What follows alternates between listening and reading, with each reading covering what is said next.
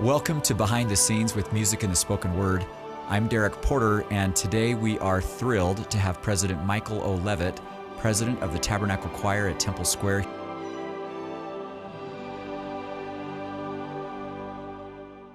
President Leavitt, thanks so much for being with us. Thank you, Derek. My pleasure to be here. Well, I have been looking forward to this opportunity to sit down and to get to talk and really to share with our viewers and our listeners a little bit about the unique nature of this calling, as we call it, that came to you. As we get started here, and as mentioned, you are currently serving as the president of the Tabernacle Choir at Temple Square. You have a storied history. You've been able to serve our state, the great state of Utah, as governor of Utah for some time before eventually moving to become the Secretary of Health and Human Services under the George W. Bush administration. So great leadership experience. And here you are now, perhaps doing something that you never dreamed you might do, which is be the president of a world-renowned choir. Tell us about that journey, how that happened, and what it means to you today to be serving in this way. Well, let's begin by acknowledging that this is not something that I raised my hand and volunteered for, though I am delighted to be having this experience. I was called to this work by the president of the Church of Jesus Christ of Latter-day Saints. Now, to those listening who may not be familiar with the idea of a call, let me say it's somewhat of a personal ministry that I was called to or invited, service I was invited to do to my church. The Tabernacle Choir is, of course, a very important institution of the church. It has existed for 178 years, and hence a very important symbol of the church. And so I understood the weight of that responsibility. The job itself is a mix of ecclesiastical duties and administrative duties, and in that respect, a bit unique among other types of duties. Almost every member of the Church of Jesus Christ of Latter-day Saints has some calling that they're provided as a means of participation, of giving of themselves. The church itself is is operated almost exclusively by lay members or lay ministry, and that's a characteristic of the church. At different times in my life, I've been a teacher, I've worked with the youth, and now my job, my personal ministry, is to lead the Tabernacle Choir at Temple Square. So what is that, as you talk about leading the Tabernacle Choir at Temple Square, what does a day look like for you? What does a day in the life of Mike Leavitt look like here with the choir? Well, first one must understand that this is a surprisingly complex organization and task. First, it is not a small organization. The choir itself has 420 plus singers. Then there are about 150 members of the orchestra. We have a bells ensemble. We have about 50 people who support it, ranging from stage crews to those who are involved in the wardrobe, those who take care of the personnel aspects. The choir members essentially they're all volunteers as well. They're called in the same way that I am to do this service, but they will put in 20 plus hours a week. It's like having a part-time job. So this organization is like having an organization of 700 people who are part-time and who are giving of themselves. We travel around the world. We have a television and radio show that we'll talk about today, Music and the Spoken Word. It's approaching its 5,000th episode, long-standing tradition. And of course, anytime you're moving a battalion-sized group across the world, you have large airplanes involved, and I think it takes us 17 diesel trucks to haul all of the equipment. This is not without some complexity. So you're no stranger to complexity. Again, serving as governor, serving as a cabinet level member at the federal government in the United States of America. How does it compare and contrast to prior leadership experiences that you've had? Well, the delightful part of this experience for me is that it is, while much of what I have done in my life has been oriented towards service, there is a spiritual component that this nurtures in me and allows me to nurture in others that wasn't always readily evident or available in my previous roles. So I would say that's a fundamental difference. Our purpose as a choir is to unite. Our purpose is to bring peace and healing to the world. And while serving in public roles, that's the goal, the tool set is different. And so I have found this to be extraordinary in terms of my own sense of purpose and my own sense of satisfaction. So in every organization, there's a hierarchy. Who do you report to? What does that look like? And how involved are they? So the choir, as I said, is a 178-year-old institution. And again, it is quite unique inside the Church of Jesus Christ of Latter-day Saints because it reports directly to the first presidency of the church, the highest order of leaders in our church. I have an advisor, or we as a choir have an advisor that's been assigned by the first presidency. And that's Bishop Kosei, who is the presiding bishop. And it's a very practical reason why he advises us. He has responsibility for all of the temporal components around the church. And at the same, so he is very much in the same situation that the choir is, part administrative and very much part spiritual. So when the first presidency called you and extended this invitation to you and you readily accepted, what counsel was given to you when they explained the vision and the future of taking this storied institution on into the era that we're in now? What counsel did they share? Well, President Russell M. Nelson actually issued the call to my wife, Jackie, who serves alongside me in this role. And of course, he emphasized the importance of this institution to the church and people's knowledge of our church. Many people know our church because they know our choir. And so that was quickly evident to me, that there is a important symbol that we need to protect its integrity. The second recognition, a piece of counsel he gave me was don't be afraid to do things that we haven't done before. The choir is part of an important mission for the church that is expanding worldwide. And very quickly it became evident to me that this was a period when the choir needed to reflect the worldwide mission of the church and the worldwide membership of the church. A majority of the members of the church are outside the United States, for example. It started in the United States, as did the choir. But this really must be a global choir for a global church who would do business in 190. I say do business. We have people worshiping in 190 countries around the world. So one of the vehicles to achieve that, of course, has been the program Music and the Spoken Word. Mm-hmm.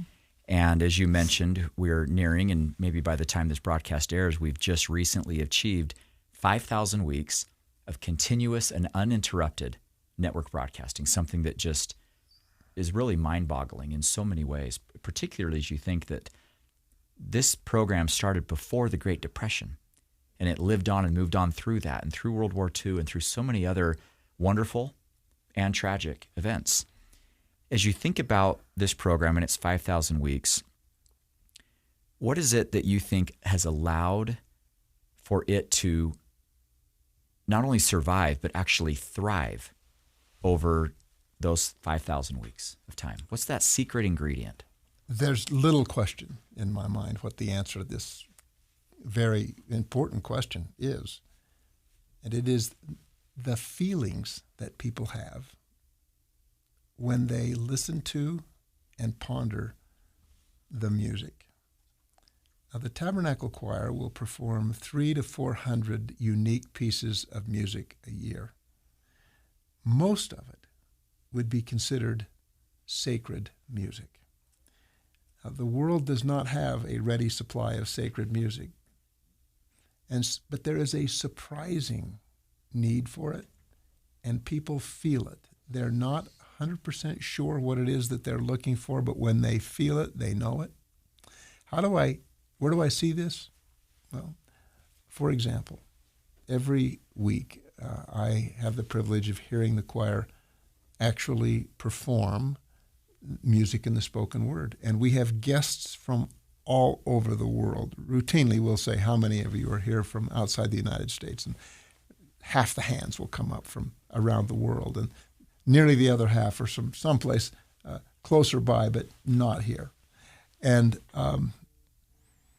so when I speak with them after, did you enjoy the performance? Yes, I did. Tell me what you enjoyed about it. And there's typically a pause. Yes, it was great music, but they will ultimately flounder with words for a moment, and then they'll just put their hand on their chest to signify, I've just felt something here. There are other indications of that to me. I'm in an inn in Scotland, and somehow in the context of my conversation over a breakfast, the innkeeper finds out that I'm affiliated with music in the spoken word. I listen to it every week, and he tells me how he gets it and how he has to set time aside. I have a friend that I saw in Nashville, Tennessee, and he asked what I was doing, and I said, I'm having this experience. Oh, he said, my family listened to this whenever they... people always are telling me that this was part of their Christmas. People feel this music, and it reminds them of a sense that of something they need and want, and this scratches that itch. Here we are in 2025. There's no shortage of challenges in the world, and in many ways, this is not unique to this era. Why do you think that this program is so important to the world right now in 2025? You talked about scratching this itch. How does it bless the world? Well, I would ask you, and I'd ask listeners, to think for just a moment. How many forces for good, healing, peace, can you think of that literally would be available around the globe at the same time? There aren't very many. Yeah. And this is one. Yeah. Now, we are routinely heard by 6 million people or so, but it's just a start. We have a lot of work to do, but it's available. People seek it out, and it has value to them. And that reinforces to me the very unique mission of this choir. Now, as you know, you said earlier, I spent a lot of my life serving in public roles that worked hard to create value. Government. There was controversy. This is different because we're able to convey feelings for people, to people, and have them feel a sense of peace. And it's very different, and it's very fulfilling. You've accomplished so much in your life and been a part of some really wonderful things. And then to have this be yet another rung on the ladder that you're climbing, and yet so different than where you've been and what you've done. What does it all mean to you? How has it built you? How has this calling changed you? Why are you different because of what you were asked to do 3 or 4 years ago? Well, I spent a good share of my life pursuing two things. One is business, and the other is public service. And in many ways, the currency for business is money, and the currency for public service is influence. My service here is different. The currency of my service here is something that we refer to as the Spirit. It's the feelings of peace and of truth that we convey. Now, I'm at a point in my life where I'm now having this opportunity, and those were important things. We all have to do those things, but this has been a unique opportunity, and it has changed me. It has caused me to reflect more on the things related to the Spirit, things related to what is the purpose of life. And that's been among the more valuable parts of this to me. So President Nelson gave you the counsel, go out and do things that you've never done before. What are some examples of that you have helped to institute, along with, we should say, two very abled counselors, assistants that you have, L. Whitney Clayton and Gary B. Porter, no relation to me. What are some of those things you've done?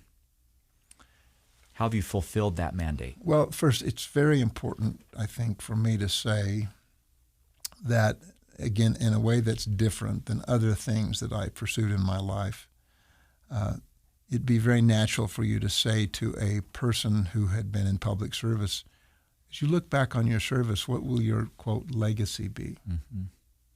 Reality is, I can answer that question as it relates to public service, but the answer in the context of this service is different, because this really isn't about me. It's not about even what I am doing. This is about what is the mission that the choir has undertaken, and are we advancing that mission? This is about a mission of supporting the teachings and mission of Jesus Christ.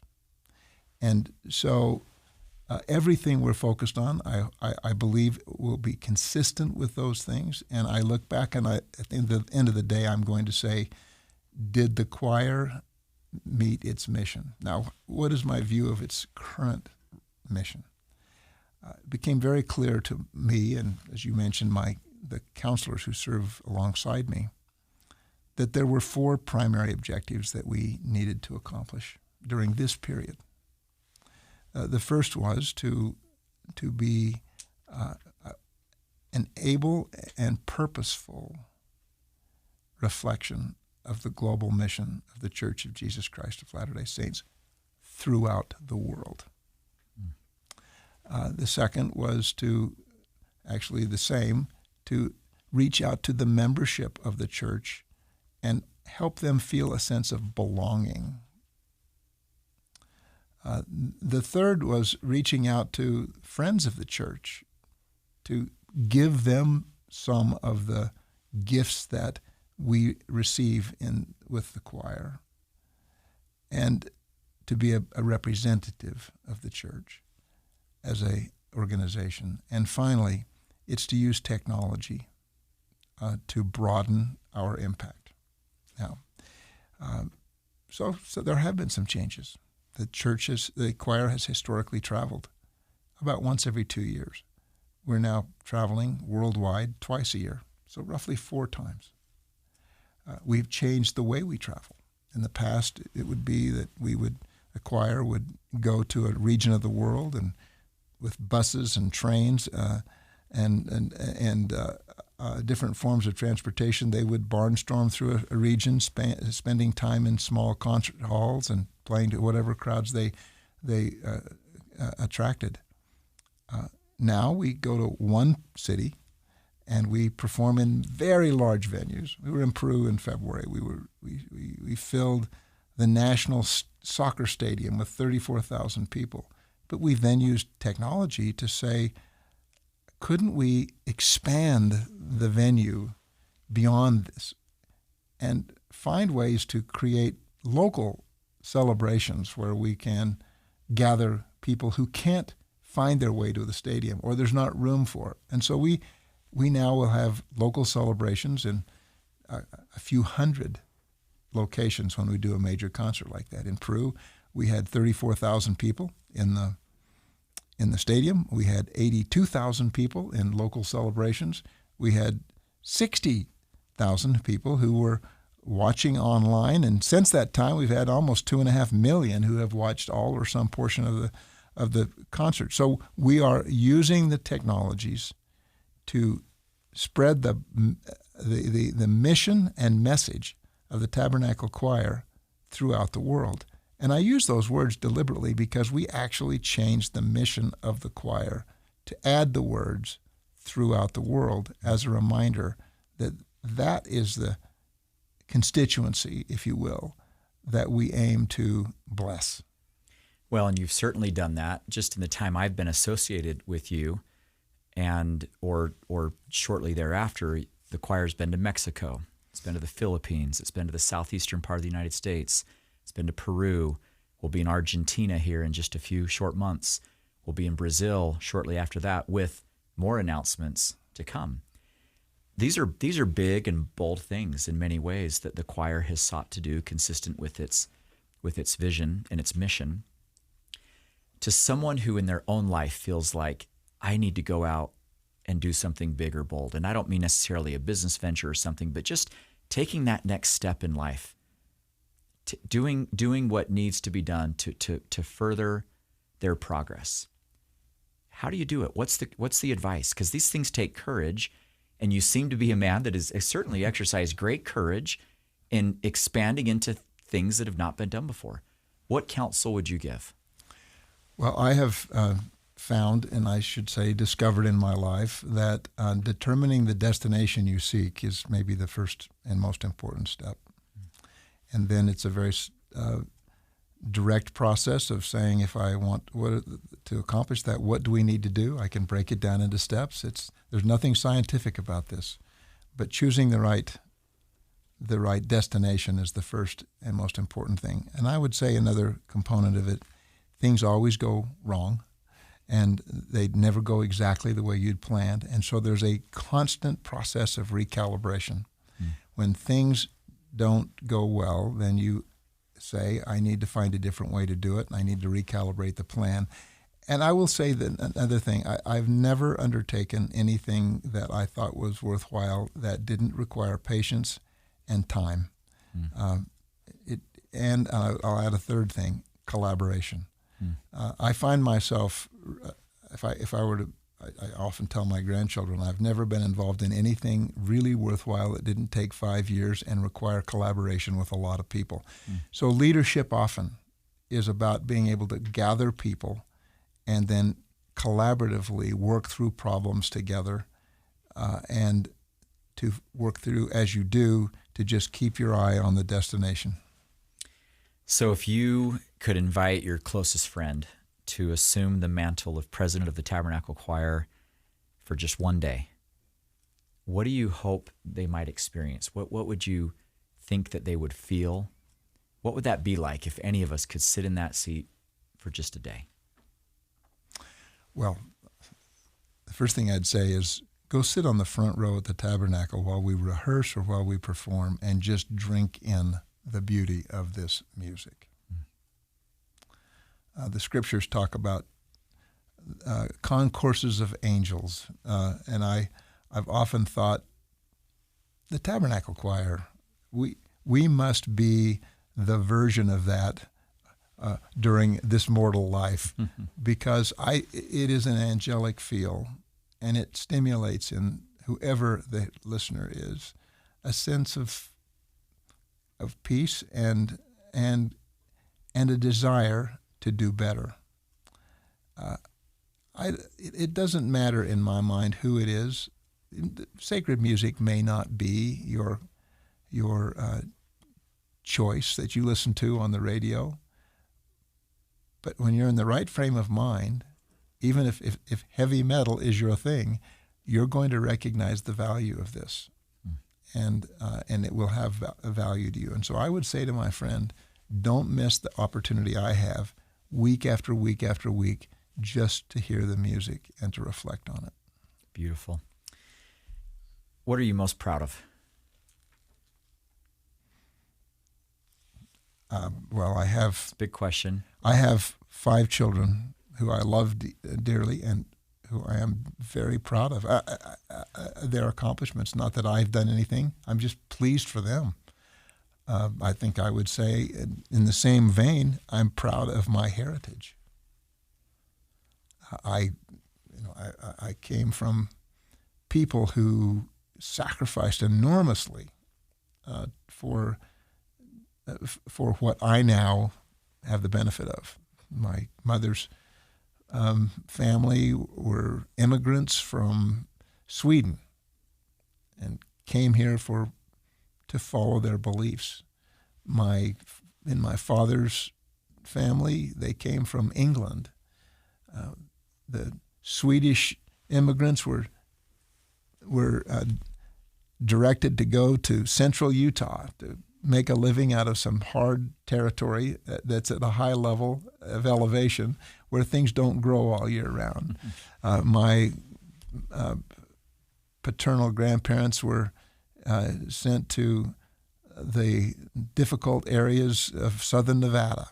And so my heritage has been a pioneer heritage, and I'm grateful for that. And the more I've learned about it, the more grateful I am. And so to the extent that I'm proud of that, I'm proud of anything, I'm proud of that. And both your mother and father are still here with us. It's hard to imagine that a guy who's 74 years old, which is what I am, still has their father and mother, and I do, and I speak with them every day, and they're doing amazingly well. So the genetic pool has smiled on me. So this is a question I haven't asked before, but I'm so interested to hear your response. What do you hope you can do better? What is personal progress? What does looking forward look like and feel like to Mike Leavitt? Well, it has to do with the period of my life that I'm in. I've lived in a very busy world from the time that I was a young man, and my life is still very busy and I am well deployed. But what I can do better is deploy myself on the things that matter the most. I still find myself in a situation where, for various reasons, I continue to do things that I know aren't as important as things I might be putting off. Yeah. And that is my primary goal, is to focus on the things that I do well and the things that matter the most. Yeah. And I'm trying to spend less time on things I don't do as well and that don't really matter. You mentioned 74 years old. I've tried keeping pace with you and keeping up with you. You have the work ethic of a 34-year-old or a 24-year-old. It's really amazing. Why are you doing what you're doing? At 74, you could be on the golf course 5 days a week. I know you're a big golf fan. You could be traveling. You could be staying outside of Salt Lake and seeing the world, but instead you're here every Thursday night, every Sunday morning, and other days of the week here on Temple Square, working probably very close to, if not full-time, in this calling. Why do you do what you do?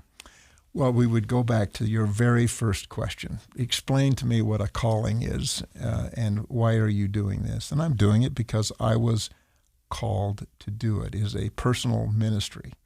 And it is a very meaningful thing for me to be doing.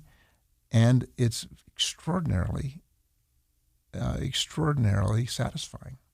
Now, I am getting a little time on the golf course, but I don't think anyone begrudges that. And that's all part of my plan for personal improvement. I really do feel motivated by things that require me to get better. And so among the many ways I can be better, I could be better at golf, and I plan to be that way. Thank you. As we wrap here, I'd love to invite you to just share in our faith the first Sunday of every month. The meeting for the churchgoers is opened up for anyone to walk to the pulpit and just share what's on their heart, share what's on their mind, share their, we call it a testimony or a witness of something that is deeply meaningful or inspiring to them. And as we wrap here today, I wondered if you wouldn't mind taking a moment, just sharing your witness of the work that you're doing, of the lens that you get to do it through, and what it means to your heart and what you might share with all those who are listening. Well, thank you. I'll just reflect on some thinking I was doing today on the way to work, to the Tabernacle as I drove. We live in a very beautiful world, and we are in a season that produces a lot of beauty. And I began just looking around and thinking about the remarkable complexity of the creation. And the thought came to me again, as it often does. How is it that one could look at this complexity of the plant kingdom and the animal kingdom and human beings and the complexity that comes into just the human body, the universe as it functions? How is it that people come to the conclusion that there wasn't a creator involved? For me, it's much harder to imagine that there wasn't than to believe that there was. And that's very much at the heart of my belief system. I am a believer. And the longer I live, the more firm I am in that belief. And I think that it is something that gives me peace, and it's something that gives me satisfaction. And I appreciate you letting me share that. Thank you for sharing it, and thank you for your dedication, for your commitment, of course, with Jackie as well, who is there with us so often on nearly every Thursday and Sunday, brings a bright ray of sunshine with her when she walks in that door and we see her and get to fist bump together, and it's so fun. We're grateful for you and for what you've done. Many call you Governor Leavitt. We call you President Leavitt here at the choir. And so, President Leavitt, we're thankful again for your meaningful contribution. Thank you so much for being here with us today, sharing your witness with those who are listening, as well as your experiences, and so much more. Thanks for being here. Thank you, Derek.